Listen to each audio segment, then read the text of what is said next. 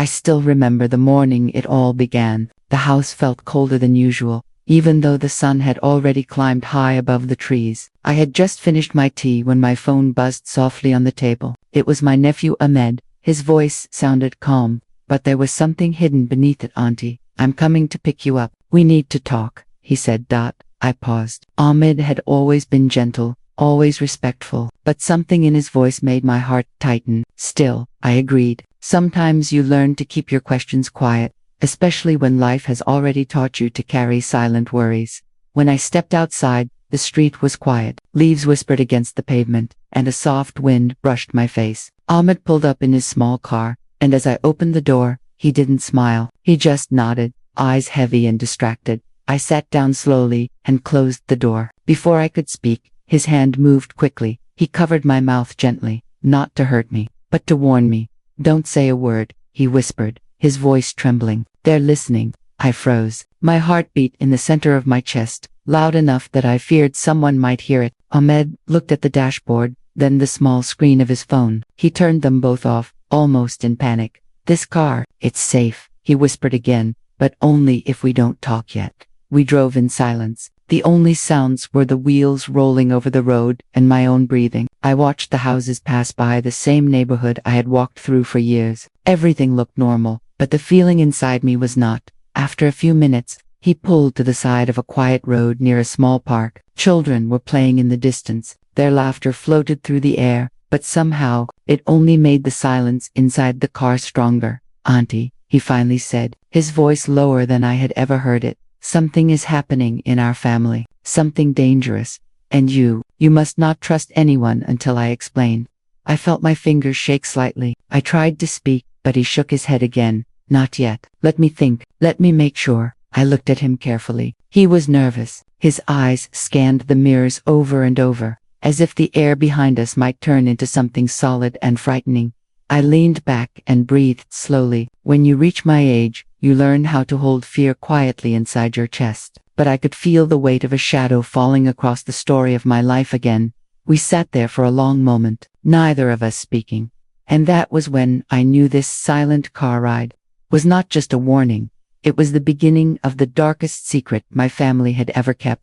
Ahmed kept staring into the side mirror, as if expecting someone to appear there. His hands shook slightly on the steering wheel. I had never seen him so afraid. Auntie, he said quietly, I need you to think. Has anyone asked you strange questions lately? I thought for a moment. The last few days came back to me in pieces. My sister calling late at night, my cousin showing up unexpectedly, my brother's wife asking if I was planning to travel anytime soon.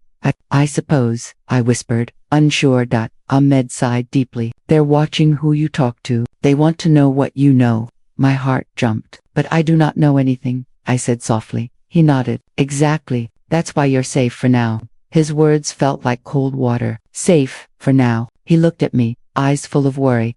You must not go back home alone tonight, he said. Promise me, Ahmed, I whispered. What is happening? He pressed his lips together, thinking. Then slowly, he pulled an envelope from his jacket. It was old, wrinkled, sealed shut. This, he said, is why they're watching you. He placed it gently in my hands, as if it could break. I held it carefully, feeling the weight of something unseen. The envelope was sealed with tape, layers upon layers. Someone had tried to hide it long ago. Who gave this to you? I asked. His eyes lowered. Your late husband. I felt my breath stop. The world outside blurred for a moment. The street, the trees, the soft laughter of children. It all drifted away. My husband, I whispered. Ahmed nodded. He asked my father to keep it safe, and only give it to you when the time was right. Tears filled my eyes. My husband had been gone for years. Why would he hide something from me? Why now? Ahmed swallowed hard. Some members of the family found out I had it. They don't want you to read it. I looked down at the envelope again. It felt like a voice traveling through time, a piece of truth waiting to be heard. What should I do? I asked, my voice thin. We need to go somewhere quiet, somewhere no one thinks to look. He started the car again. As we drove, I stared out the window. The homes that once felt warm now looked strange and distant. The roads I knew so well now seemed unfamiliar. Every turn felt heavy, like we were being pulled deeper into something dark.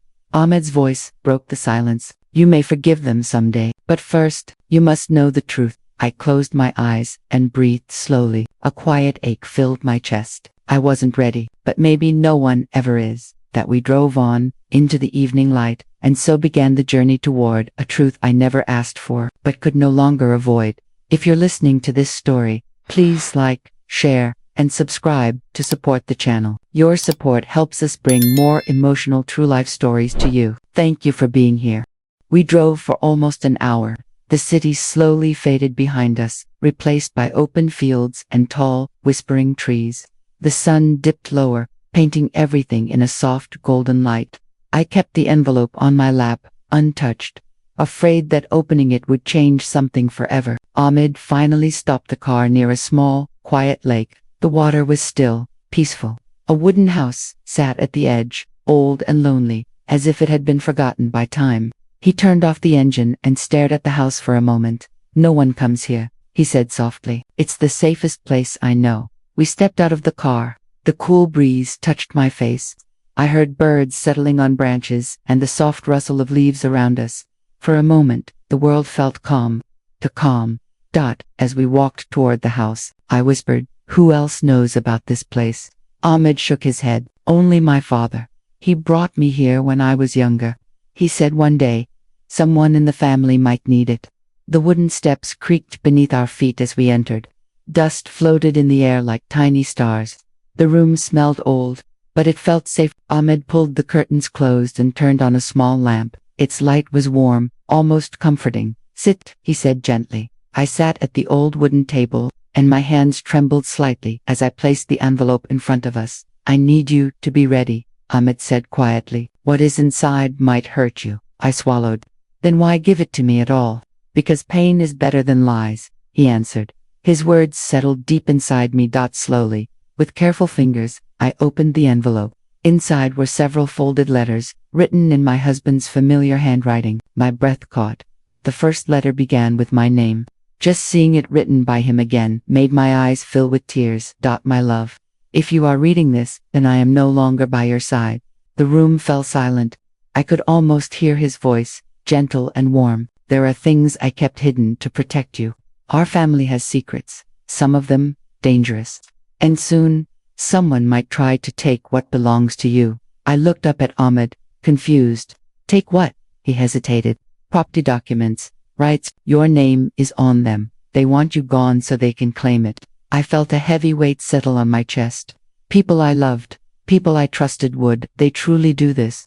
I continued reading. "Trust those who come to you with quiet hearts. Distrust those who raise their voices." I paused. A tear slipped on my cheek. Ahmed whispered, "Some already planned to send you away.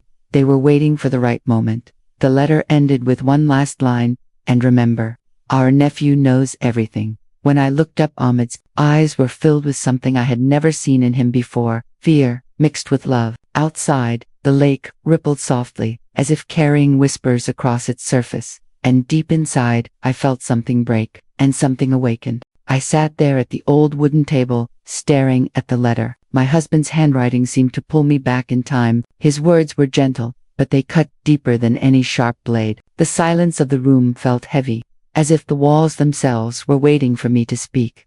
"I never knew," I whispered. Ahmed nodded slowly. "He wanted to protect you, but from who?" I asked, though a part of me already feared the answer. He looked down. "Your brother, your cousin, even your daughter. They have been planning. They know your name is still on the land deeds. They want to force you out." My chest tightened. Memories flashed, small comments, cold looks, quiet conversations that fell silent when I entered a room. I thought it was all in my mind, but sometimes the heart sees the truth long before the eyes do. Outside, the sky was turning gray. Clouds gathered slowly, covering the last of the evening light. Ahmed stood and checked the lock on the door. Then, the windows. "We cannot stay here long," he whispered.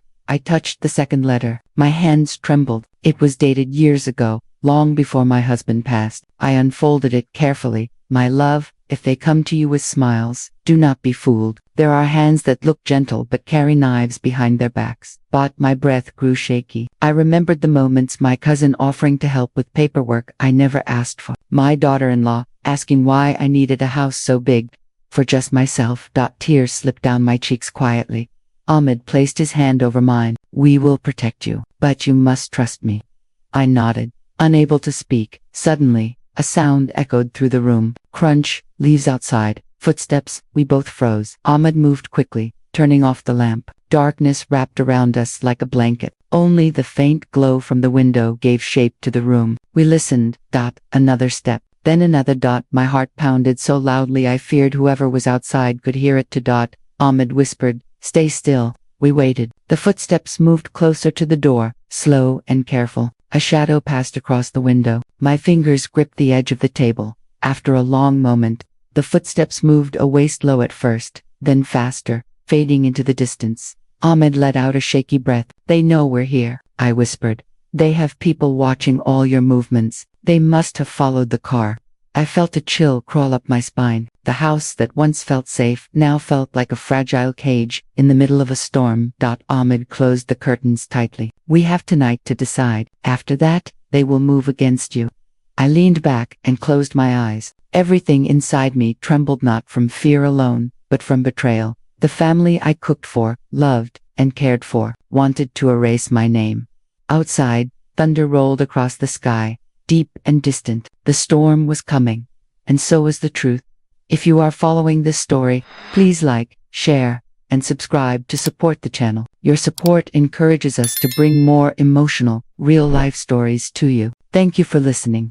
Rain began to fall softly against the small house. At first, the drops were gentle, like tapping fingers on the window. But slowly, the sound grew louder, faster, until the storm outside seemed to breathe against the walls. It matched the storm forming inside my chest. Ahmed lit a single candle. Its warm glow flickered across the room, chasing away the darkness enough for us to see each other's eyes. "We should keep the lights off," he whispered. "If they see movement from outside, they'll know we are awake." I nodded. My heart was still beating hard, but I didn't want him to see the fear living behind my eyes. I folded my husband's letters and placed them gently back into the envelope. They felt heavier than before, as if truth itself carried weight. Ahmed sat across from me, resting his elbows on the table. He looked tired, older than his years.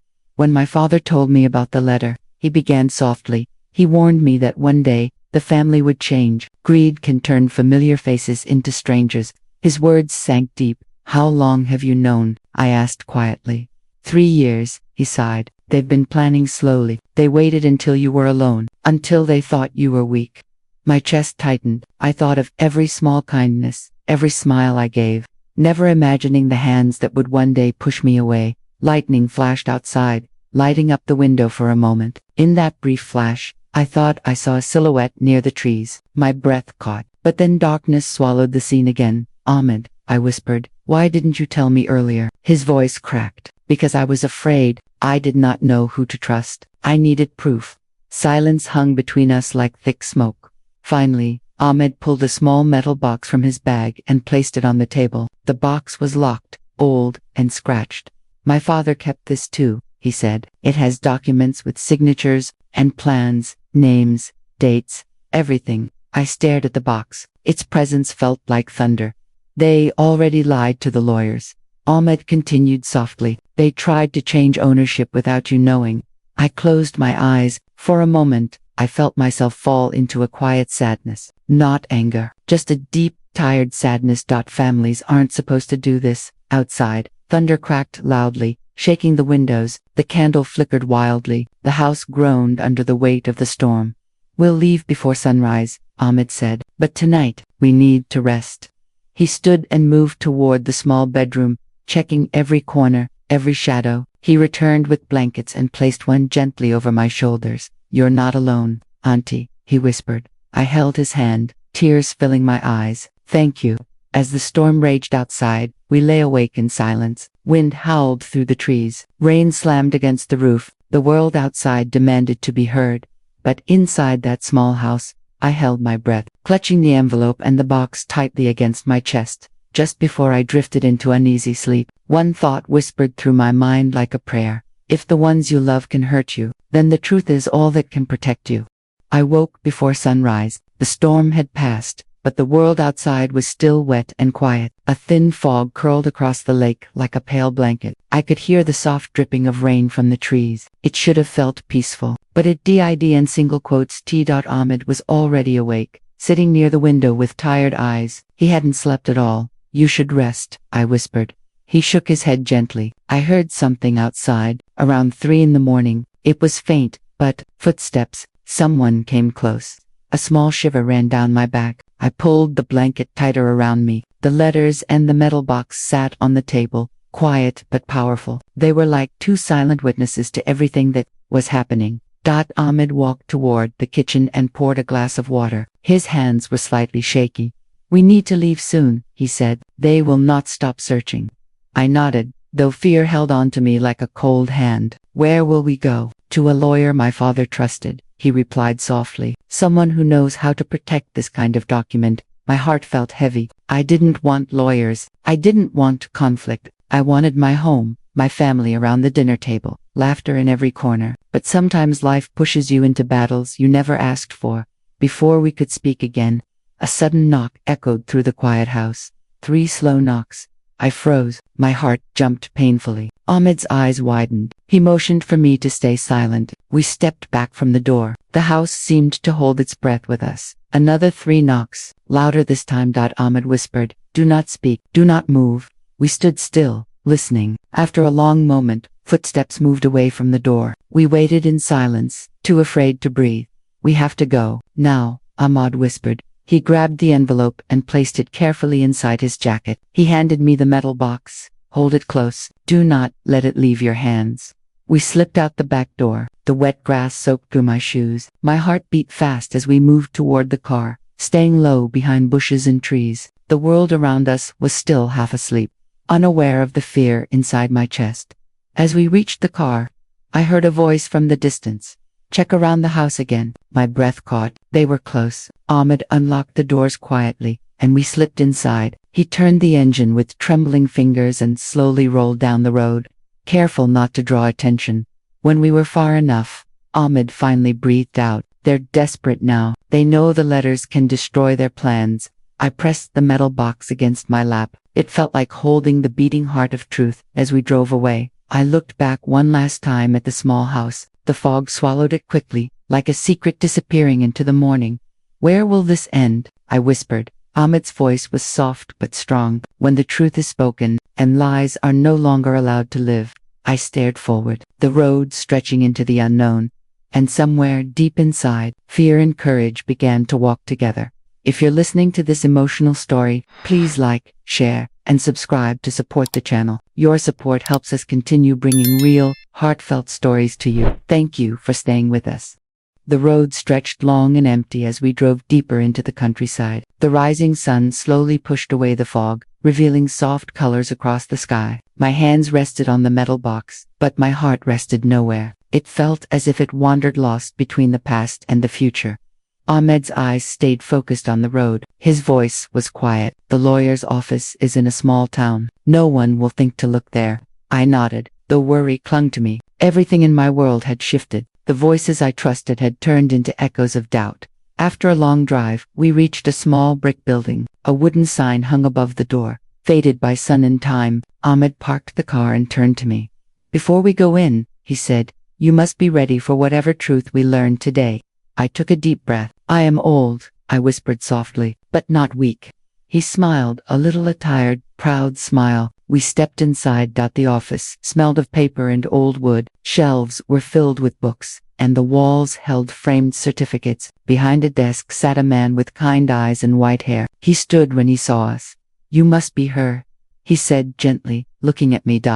I nodded. "Yes." Ahmed handed him the envelope and the metal box. The lawyer's expression changed, surprise, then concern. He invited us to sit, then slowly opened the box. Inside were papers, signatures, stamps, and documents listing land, property, shares, all legally in my name. My hands trembled. "These agreements were made by your husband," the lawyer explained. "He wanted you protected, even after he was gone." "Protected?" I stared at the papers. "Protected from who?" The lawyer continued, voice low. "Your family has been trying to claim these holdings illegally. They forged letters. They pushed for false transfers." My breath grew heavy. "My own family." He paused. "Greed is a quiet sickness. It grows where love becomes blind." He slid another document toward me. It was recent, my brother's signature, my cousin's mark, a request to have me declared mentally unfit. My heart cracked like thin glass. They wanted me gone, I just moved away. Erased. Tears gathered in my eyes. I cooked for them. I helped raise their children. I loved them. The lawyer's voice softened. Love is not always returned by the right hearts. Silence filled the room. I felt the weight of betrayal settle across my shoulders. Then he placed one final paper on the table. My husband's last message, legal and sealed. If anyone attempts to remove her from her home, these documents shall be activated. She owns everything. They own nothing. I covered my mouth with my hand. My husband had seen the storm long before thunderclouds formed. The lawyer folded his hands. You must decide, confront them, or protect yourself quietly. I sat there, breathing slowly. A strange calm entered my heart. Not anger, not anymore. Just truth. Finally, I whispered, I want peace, but I will not disappear. Ahmed lowered his head, relieved. Outside the window, sunlight touched the leaves gently. The world was still beautiful, even when hearts were not. We gathered the papers, sealed them, and prepared to leave. As we walked out, I felt something new inside me, not fear, but a quiet strength rising to stand. The drive back home felt different. The road looked the same, but I didn't. Something inside me had shifted, like a door that finally opened after years of silence. I held the sealed documents close to my heart. They felt like truth and protection. Ahmed drove carefully, watching every mirror. His voice was soft. Are you sure you want to go back today? Yes, I whispered. I want to face my life with open eyes. As we reached my street, I saw cars parked outside my house. Familiar cars, my brothers, my cousins, even my daughter-in-law's. My heart tightened, but calmness settled over me, like a gentle hand on my shoulder. They're waiting, Ahmed murmured. We stepped out of the car. The door to my home swung open immediately. My cousin rushed toward me, forcing a smile that never reached his eyes. Auntie, we were so worried. Where were you? He said. I looked at him closely. Behind the smile lived fear. My brother stepped forward next. We need to talk. It's about the property. And I lifted my hand. No, I will speak. They froze. My voice was steady, surprisingly steady. You planned to take what does not belong to you, I said quietly. You forged documents. You planned to declare me unfit. You watched my home, followed my steps. Their eyes widened, shock spreading across their faces like ink in water.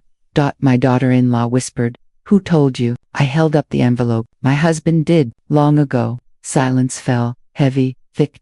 Ahmed stepped beside me, placing the legal documents on the table inside the house. The lawyers signed statements, the original deeds, my husband's protection order. This, I said, pointing gently, is the truth. My brother's face collapsed. My cousin paled. For a moment, all the masks they wore fell away, and I saw them for who they had become, lost in greed, hungry for more than they ever earned. I am not angry, I whispered. I am disappointed. No one spoke. You forgot something important, I continued softly. Houses can be taken, land can be stolen, but peace cannot be robbed. Their eyes lowered, and in that moment, I realized I wasn't here to fight. I was here to end the battle. I forgive you, I said gently. But from today, there will be distance. They didn't argue. They couldn't. Truth stood between us, tall and solid. They slowly left, heads down, without another word. When the last door shut, the house felt different, lighter, as if it finally exhaled. I sank into my old wooden chair. Ahmed sat beside me. You were brave, he said quietly. I smiled, tired but calm. Sometimes bravery is simply telling the truth, without shouting. Outside, birds returned to the trees. Sunlight warmed the windows. My home felt like mine again. I looked at Ahmed. Thank you for saving me. He held my hand gently. You are family. That is what family is meant to do. That night, I slept with peace for the first time in years. Not because nothing could hurt me anymore, but because I finally chose to stop being silent, and the truth, once spoken, became my shelter. Thank you for listening to this emotional story. If this story touched your heart, please like, share, and subscribe to my channel. Your support helps us bring more real, emotional stories to you. Stay with us for more heartfelt journeys.